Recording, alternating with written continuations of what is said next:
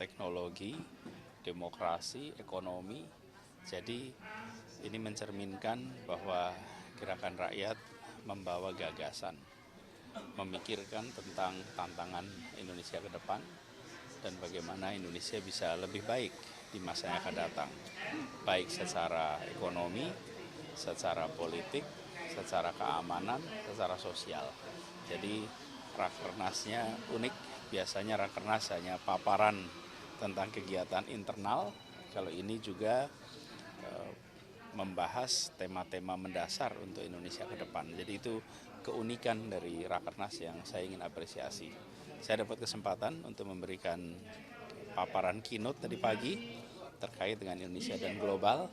Dan saya sampaikan Indonesia punya tanggung jawab sebagai republik untuk mengerjakan satu bagi masyarakat Indonesia domestik, yang kedua bagaimana republik mewarnai tatanan global, apalagi di masa sekarang ketika banyak ketegangan-ketegangan muncul akibat kebijakan ekonomi maupun kebijakan pertahanan dan politik global.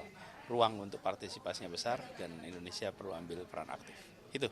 Tadi Mas Anies juga dalam sambutannya memaparkan soal geopolitik dan kondisi di Indonesia. Sebenarnya dari sudut pandang Mas Anies, selain tadi menyinggung soal Indonesia yang kerap absen dalam sidang PBB, apalagi sih sebenarnya menjadi krusial, Mas? Jadi ada tantangan besar soal lingkungan hidup. Tantangan ini adalah masalah kemanusiaan dan Indonesia bisa ambil peran di situ. Lalu yang kedua, ketegangan-ketegangan akibat konflik yang bermunculan di beberapa wilayah. Akhir-akhir ini muncul di Timur Tengah. Yang ketiga adalah ketegangan akibat kebijakan ekonomi perdagangan dunia. Nah, kita di Indonesia bisa ikut ambil peran di situ. Tentu pemerintah harus merumuskan, tapi bisa ambil peran aktif.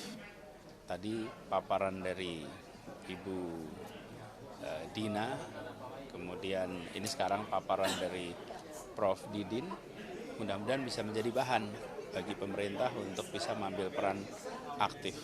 Dan tadi pesan dari Ibu Dina menarik, bahwa sikap Indonesia di dalam perjuangan Palestina harus diterjemahkan menjadi langkah-langkah konkret.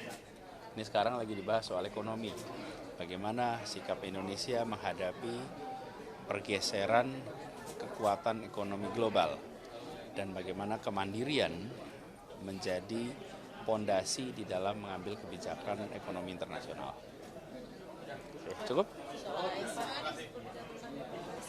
Baru itu memutuskan pemisahan pemilu di tingkat nasional dan daerah. Udah, nanti aja itu sih komentarnya. Pak, kalau gerakan aksi bersama kan katanya rencana akan membangun jembatan di daerah Sukabumi, Jawa Barat.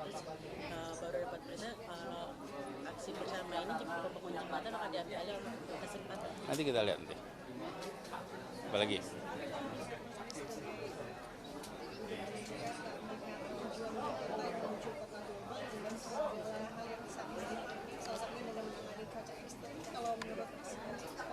Halo? Cuaca ekstrim. Ya, pertama Jakarta adalah kota terbesar di belahan selatan bumi ini.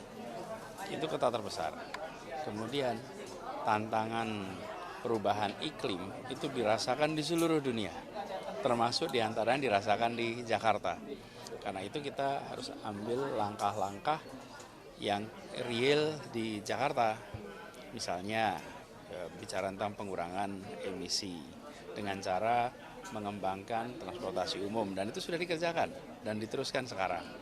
Kemudian konversi ke angkutan umum listrik, bis listrik itu dikerjakan. Jadi ada banyak langkah-langkah mikro itu artinya di tingkat Jakarta yang dikerjakan untuk memberikan kontribusi dalam penanganan climate crisis yang terjadi secara global. Itu sudah dikerjakan, bagus diteruskan, dan mudah-mudahan kota-kota lain di seluruh Indonesia melakukan hal yang sama. Karena begitu banyak problem cuaca yang kita alami sekarang itu mulainya dari wilayah urban, bukan dari wilayah pedesaan.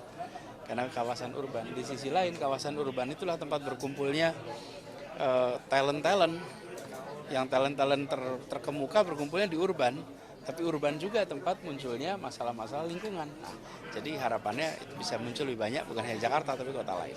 Ya. Selamat buat Gerakan Rakyat, mudah-mudahan Rakernas ini berjalan lancar sampai tuntas dan akan menjadi wahana konsolidasi yang penting untuk perjalanan ke depan. Gitu ya, makasih.